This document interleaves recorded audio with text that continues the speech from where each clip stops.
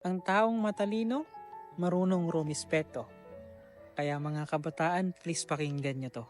Kasi kung matalino ka talaga, alam mo dapat na ang respeto hindi nasusukat sa taas ng grado, kundi sa ganda ng pakikitungo mo sa ibang tao, sa mga pamilya mo.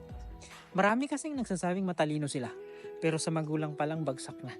Walang modo, puro sagot, puro angas, to the point na para bang wala nang naging mabuting magawa ang magulang nila.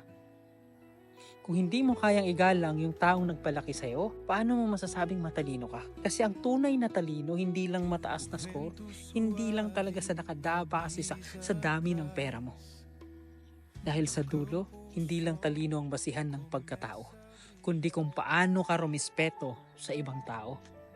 So matutong rumispeto, lalong-lalo na kapag yung magulang ninyo, mahal na mahal kayo, ginagawa nila yung best nila para sa inyo.